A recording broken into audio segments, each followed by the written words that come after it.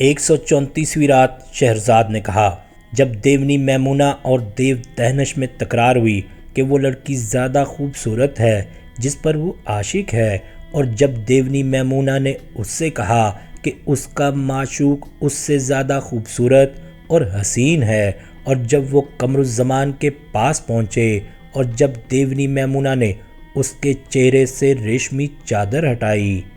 تو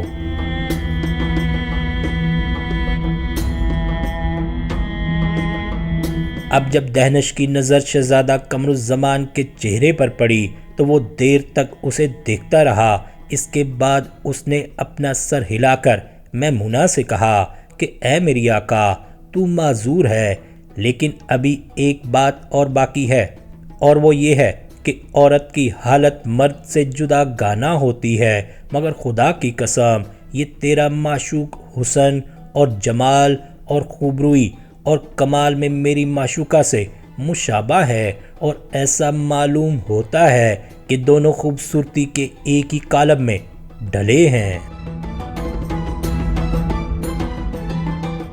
جب میمونہ نے دہنش کو یہ کہتے سنا تو اس کی آنکھوں کے آگے اندھیرا چھا گیا، اور اس نے اپنا پر اس زور سے اس کے سر پر مارا کہ قریب تھا کہ اس کی جان نکل جائے، اور وہ کہنے لگی کہ اے ملعون، اس کے پیارے منہ کی آب و تاب کی قسم، تو ابھی جا کر اپنی معشوقہ کو لے آ جس سے تجھے محبت ہے، تاکہ ہم دونوں کو ساتھ ساتھ رکھ کر اور قریب سلا کر دیکھیں اور فیصلہ کریں کہ دونوں میں سے کون زیادہ خوبصورت ہے،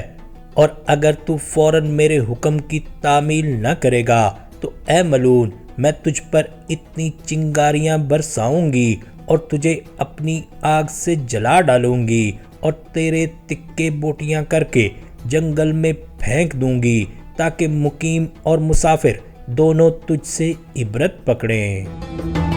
دہنش نے کہا کہ اے میری آقا، یہ میرا فرض ہے، کیونکہ مجھے یقین ہے کہ میری محبوبہ ملیح تر اور شیریں تر ہے۔ یہ کہہ کر دیو دہنش فوراً اٹھا اور تھوڑی ہی دیر کے بعد وہ لڑکی کو لے کر لوٹا۔ وہ ایک اٹنگی قمیض پہنے ہوئے تھی جس میں طرح طرح کا شہری کشیدہ کڑا ہوا تھا۔ دہنش نے شہزادی بدور کو لا کر تخت کے اوپر قمر الزمان کے پہلو میں لٹا دیا اور دونوں کے چہرے کھول دیے، اور ایسا معلوم ہوتا تھا کہ وہ جڑواں ہیں اور دونوں متقیوں کے لیے ایک فتنہ۔ دہنش اور میمونہ دونوں ان کو دیکھنے لگے، اور دہنش نے کہا کہ اے میری آقا، خدا کی قسم کیا خوب نظارہ ہے، لیکن دونوں میں میری محبوبہ زیادہ خوبصورت ہے۔ میمونہ نے کہا کہ نہیں، بلکہ میرا معشوق زیادہ حسین ہے، تف ہو تجھ پر۔ اے دہنش، تیری آنکھ بھی اندھی ہے اور دل بھی، تجھے موٹے اور دبلے میں کوئی تمیز نہیں۔ کیا تو سچ پر پردہ ڈالنا چاہتا ہے تو اس کے حسن و جمال اور قد و اعتدال کو نہیں دیکھتا؟ تف ہو تجھ پر۔ سن جو کچھ میں اپنے محبوب کے بارے میں کہوں گی، اور اگر تو اپنے معشوق کا سچا عاشق ہے تو بھی اس کے بارے میں ویسی ہی باتیں کہہ جیسی میں اپنے معشوق کے بارے میں کہوں گی۔ یہ کہہ کر میمونہ نے قمر الزمان کی پیشانی پر کئی بوسے دیے اور اس کی تعریف میں اشعار پڑھنے لگی۔ جب دہنش نے میمونہ کے اشعار اس کے معشوق کے بارے میں سنے تو وہ خوشی کے مارے پھڑک گیا اور کہنے لگا کہ تو نے اپنے معشوق کے بارے میں اشعار پڑھے اور اس کی خوب تعریف کی، اب مجھ پر بھی واجب ہے کہ میں حد الامکان کوشش کر کے اپنی محبوبہ کے متعلق کچھ کہوں۔ یہ کہہ کر دہنش اٹھا اور بدور کے پاس جا کر اس کی پیشانی کو بوسہ دیا، اور میمونہ اور اپنی معشوقہ کی طرف دیکھ کر اشعار پڑھنے لگا۔ دہنش کے اشعار سن کر میمونہ نے کہا کہ اے دہنش، خوب کہا، لیکن اب یہ بتا کہ ان دونوں میں سے کون زیادہ خوبصورت ہے؟ اس نے جواب دیا کہ میری محبوبہ تیرے محبوب سے زیادہ خوبصورت ہے۔ میمونہ نے کہا کہ اے ملعون، تو جھوٹا ہے، میرا محبوب تیری معشوقہ سے زیادہ خوبصورت ہے۔ دہنش اس پر مصر رہا کہ میری معشوقہ زیادہ حسین ہے اور دونوں میں جھگڑا ہونے لگا، یہاں تک کہ میمونہ کو غصہ آ گیا اور چاہتی تھی کہ دہنش پر حملہ کر بیٹھے کہ اتنے میں وہ خوشامد کرنے لگا اور نرمی سے کہنے لگا کہ سچی بات تجھ پر گرا نہ گزرنی چاہیے۔ اچھا ہم دونوں اپنی ضد چھوڑ دیں، کیونکہ ہم دونوں اپنے اپنے معشوق کو زیادہ حسین بتاتے ہیں، اور کسی ایسے شخص کو ڈھونڈیں جو ہمارے درمیان فیصلہ کر دے اور ہم اس کا فیصلہ مان لیں۔ میمونہ نے کہا کہ منظور ہے، اور اپنی ہتھیلی زمین پر ماری اور اس میں سے ایک کانا کبڑا اور چیچک کے داغ والا دیو نکلا۔ اس کی آنکھیں لمبائی میں پھٹی ہوئی تھیں اور اس کے سر پر 7 سینگ تھے اور بالوں کی 4 لٹیں ٹخنوں تک لٹکی ہوئی تھیں۔ اس کے ہاتھ فولادی کنگھی کی طرح تھے اور ٹانگیں ستونوں کی طرح، اس کے پنجے شیر کی طرح اور کھر جنگلی گدھے کی طرح۔ جب یہ دیو زمین میں سے نکلا اور میمونہ کو دیکھا تو اس نے زمین کو بوسہ دیا اور ہاتھ باندھ کر کہنے لگا کہ اے مالکہ، اے شہزادی، تجھے کون سی ضرورت پیش آئی؟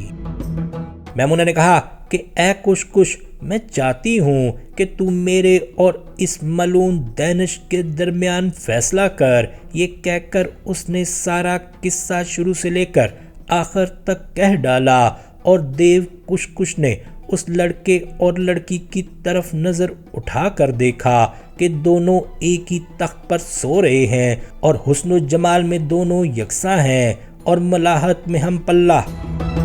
مردود کش دونوں کو دیکھ کر حیران تھا، اور ان دونوں کو دیر تک دیکھنے کے بعد میمونہ اور دہنش سے کہنے لگا کہ خدا کی قسم، اگر تم سچ پوچھتے ہو تو میں یہ کہوں گا کہ دونوں حسن و جمال اور آب و تاب میں یکساں ہیں، اور سوائے اس کے اور کوئی فرق نہیں کہ ایک مرد ہے اور ایک عورت۔ مگر میری ایک اور رائے ہے، اور وہ یہ ہے کہ ہم ان کو ایک ایک کر کے اٹھائیں، بغیر اس کے کہ دوسرے کو خبر ہو، اور ان میں سے جو کوئی دوسرے پر زیادہ رجھائے وہ اس سے حسن و جمال میں کم تر ہے۔ میمونہ نے کہا کہ بس یہی رائے ٹھیک ہے، اور دہنش نے کہا کہ مجھے بھی منظور ہے، اور اس نے پسو بن کر قمر الزمان کو ایسا کاٹا کہ وہ ڈر کر نیند میں اچھل پڑا اور جلن کی وجہ سے اپنی گردن پر کھجلانے لگا جہاں پسو نے کاٹا تھا، اور کروٹ بدلی تو دیکھا کہ کوئی لڑکی اس کے پہلو میں پڑی ہوئی ہے جس کی سانس خالص مشک سے زیادہ خوشبودار ہے اور جسم مکھن سے زیادہ نرم۔ یہ دیکھ کر قمر الزمان کو بڑی حیرت ہوئی، اور وہ اٹھ بیٹھا اور اس لڑکی کو دیکھنے لگا جو اس کے پہلو میں پڑی تھی کہ وہ قیمتی موتی کی طرح ہے، اور اس کا قد درمیانہ اور بدن چھریرا ہے، اس کا سینہ ابھرا ہوا اور رخسار گلاب کے سے ہیں۔ جب قمر الزمان کی نظر بادشاہ غیور کی بیٹی شہزادی بدور پر پڑی تو اس نے دیکھا کہ وہ کیسی خوبصورت ہے اور اس کے پہلو میں سو رہی ہے، اور ایک اٹنگی قمیض پہنے ہوئے ہے اور شلوار نہ دارد، اور سر پر ایک شال ہے جو سنہرے کلابتوں سے کڑی ہوئی ہے اور جس میں ہیرے جواہرات جڑے ہوئے ہیں، اور کان کی بالیاں تاروں کی طرح چمک رہی ہیں، اور گلے میں لاجواب موتیوں کا ہار پڑا ہوا ہے جس کی نظیر کسی بادشاہ کے پاس بھی نہ ہوگی۔ جب اس نے اسے غور سے دیکھا تو وہ دنگ رہ گیا، اور فطرتی گرمی اس میں جوش مارنے لگی، اور خدا نے جمع کی شہوت اس کے دل میں ڈال دی، اور وہ اپنے دل میں کہنے لگا کہ جو خدا چاہتا ہے وہ ہوتا ہے، اور جو وہ نہیں چاہتا نہیں ہوتا۔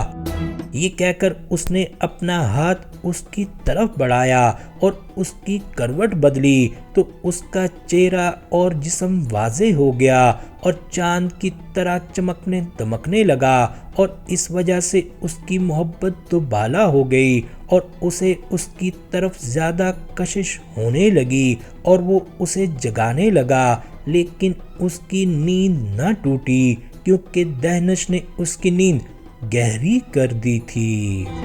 قمر الزمان اسے ہلانے اور حرکت دینے لگا اور کہتا تھا کہ اے میری محبوبہ اٹھ اور دیکھ کہ میں کون ہوں، لیکن وہ نہ جاگی اور نہ اس نے اپنے سر کو جنبش دی۔ اب وہ بہت دیر تک اس کے بارے میں سوچتا رہا اور اس نے اپنے دل میں کہا کہ اگر میرا خیال صحیح ہے تو یہ وہی لڑکی ہے جس کی شادی میرا باپ 3 سال پہلے میرے ساتھ کرنا چاہتا تھا اور میں برابر انکار کیے جا رہا ہوں۔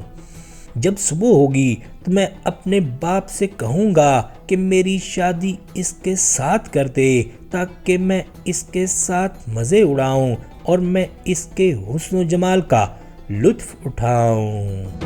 یہ کہہ کر قمر الزمان نے بدور کی طرف کروٹ بدلی تاکہ اس کا بوسہ لے، اور دیونی میمونہ تھر تھر کانپنے اور پشیمان ہونے لگی، مگر دیو دہنش مارے خوشی کے پھولا نہ سماتا تھا۔ جو ہی قمر الزمان نے ارادہ کیا کہ اس کے منہ کا بوسہ لے تو اسے خدا کے سامنے شرم آئی اور اس نے منہ پھیر کر کروٹ بدل لی اور اپنے آپ سے کہنے لگا کہ صبر کر، اور پھر کچھ سوچ کر کہنے لگا کہ مجھے ضرور صبر کرنا چاہیے۔ ممکن ہے کہ جب میرا باپ مجھ پر ناراض ہوا اور مجھے اس جگہ قید کر دیا تو وہ اس لڑکی کو یہاں لایا ہو اور اس سے کہا ہو کہ میرے پہلو میں سو جا تاکہ وہ میرا امتحان کرے۔ اب شہرزاد کو ثبوتی دکھائی دی اور اس نے یہ کہانی بند کر دی۔